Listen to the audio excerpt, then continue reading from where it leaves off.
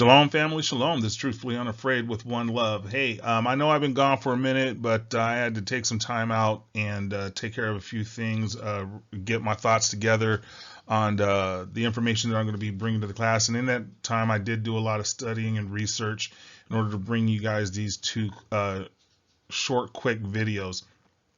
If anybody out there has ever wondered about certain things, about certain aspects of our persecution, like why do we live in certain areas, why don't they allow us to live beyond certain boundaries and information like that, these two videos are going to go ahead and talk about that. This specific video is going to talk about the history of sundown towns. It seems to be the prominent talking point in a lot of social media realms. So I actually questioned it, like, where did it come from? And I actually had a book in my library that discussed this, because in the same book it talked about the mark that people would have to get in order to buy or sell, as mentioned in the book of Revelations. But earlier, before that, within this book, it talked about sundown towns. Or at first when I read it, I didn't quite understand it, and then went back and read it again. I was like, hold on, this is describing sundown towns. So with that, opened up a whole plethora of information, and I'm going to bring that forth in the next video. So we're going to go ahead and get started with this one, fam. So this is the book that I was talking about. It's called A New Voyage to Italy, with curious observations on several other countries. Now, I want to bring you guys back to the remembrance of some of the previous videos that I had when I was talking about how King Ferdinand and Christopher Columbus got together with the blessing of the Catholic Church and established lands under the name of Spain for the sole purpose of Rome.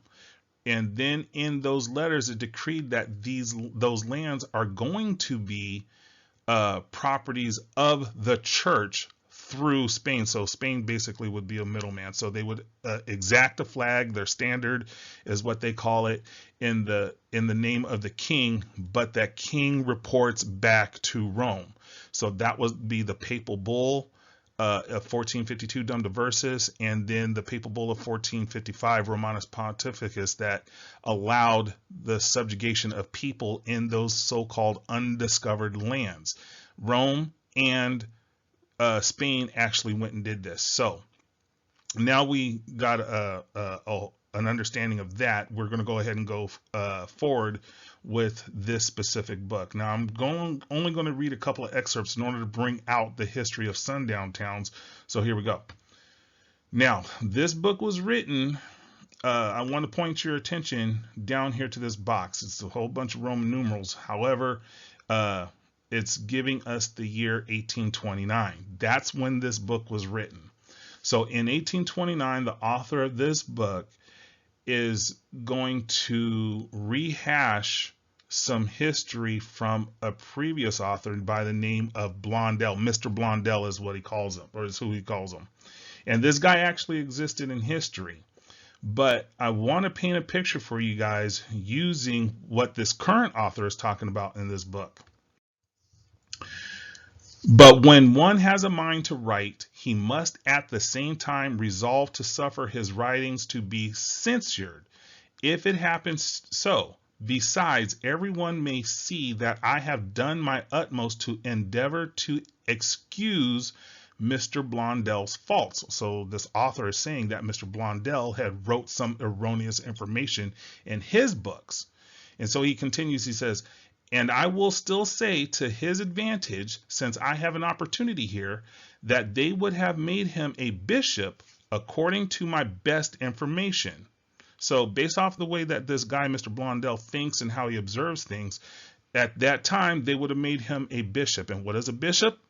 One of those individuals who works in Rome or for Rome. So he continues, according to my best information, if he had pleased to have accepted of it, by abjuring his religion, but to abjure what one believes to be the truth, and solemnly to swear that he approves and heartily embraces my opinions that are to his sense gross mistakes and dangerous errors. So this author is saying that some of the stuff that Mr. Blondel has come out and stated in his opinions as gross mistakes and dangerous errors is what a person of Mr. Blondell's piety and learning could not do. So Mr. Blondell could not go back and say, I was wrong.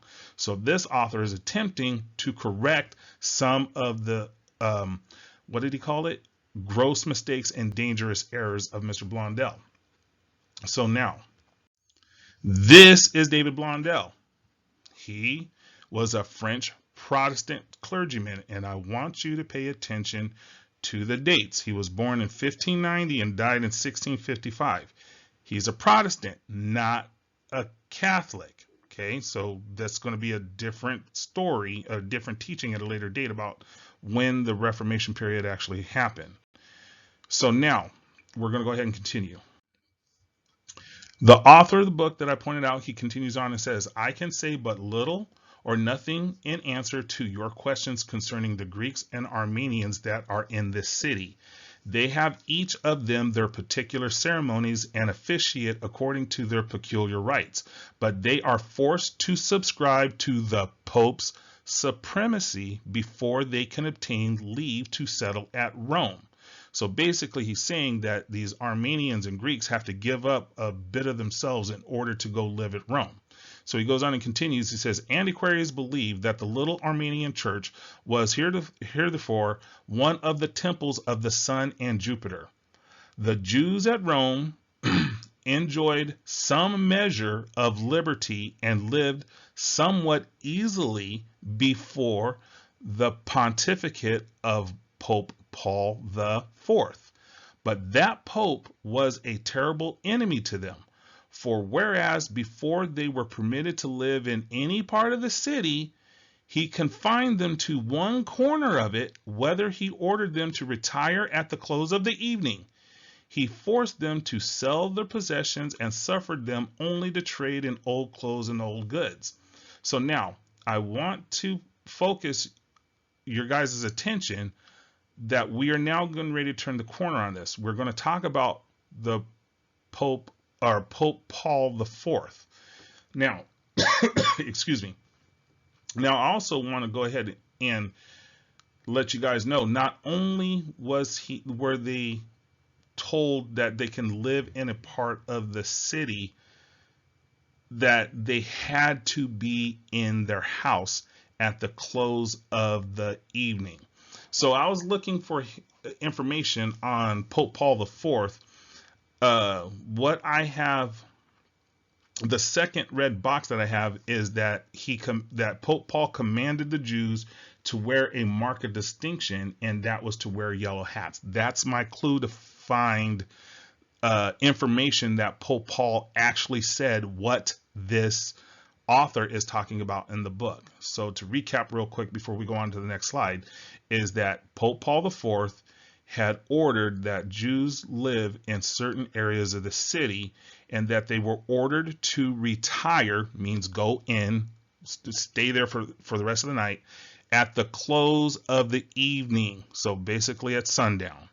So now, as I was doing my homework and I was looking for anything that can corroborate what this author was saying, it took me a minute to find it. And before I go on to the next slide, if you guys remember, I talked to you guys about the papal encyclicals website, that you will find pretty much everything you need to know.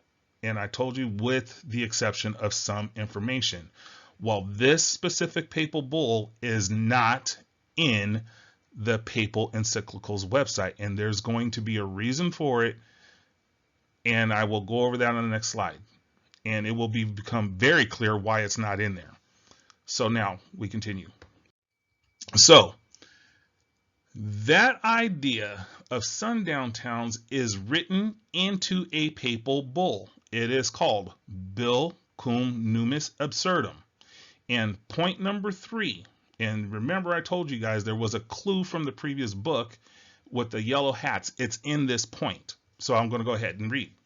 Moreover, so that Jews should be distinguishable everywhere, men must wear a hat, women indeed some other evident sign, yellow in color, that must not be concealed or covered by any means and must be tightly affixed. And furthermore, They cannot be absolved or excused from the obligation to wear the hat or other emblem of this type to any extent whatever and under any pretext whatsoever of their rank or prominence or of their ability to tolerate this adversity, either by a chamberlain of the church, clerics of an apostolic court, or other superiors, or by legates of the Holy See or their immediate subordinates. Now, what this Pope is talking about is that he don't care what kind of excuse you got. You're going to wear these hats and you're going to wear the yellow ones. You're going to do exactly what we tell you in order for you guys to live somewhat in peace. That's it. That's that. And it doesn't matter if anybody from court or church comes around and tells you to do otherwise. You're going to do what we tell you. Now, in the next video, I will go in detail about bullet point number 3 and this entire papal bull and what it has to do with the future from that point in time. So now, we are going to, or I'm going to go in and talk about those gross errors that the author was talking about of Mr. Blondel, the guy who died in 1655 or whatever. So these are going to be the gross errors that this author is talking about. The Jews at Rome are very poor. Those who are poor are always nasty, and those who are nasty usually stink. He said that is the mystery. It's also a vulgar error that the Jews are all black, for this is only true of the Portuguese Jews. Now, I outlined this. It is a vulgar error that the Jews are all black, for this is only true of the Portuguese Jews. So that means when I was reading earlier before about the Armenian and Germanic Jews, those are proselyte Jews. Those are the ones that converted to our religion at the time. So when we understand this, we have to know that Jews that they call themselves Jews but are not, this is where this is starting to point. So fam, that's a brief history of the Sundown towns, where it came from. It actually came from the Catholic Church. It's in a papal bull, it's in writing, but the papal bull that provision is in, the bullet point in, speaks to a far more sinister application that has impacts on us for 100 years from that point in time, but in a specific place. So with that, I'm going to start the next video, and I hope that you guys understand that everything we've been taught has been taught in a way to take the truth, twist it, and to hide who we are. So if the Catholic Church knows who we are, they're not going to let that secret out, but they know exactly who we are.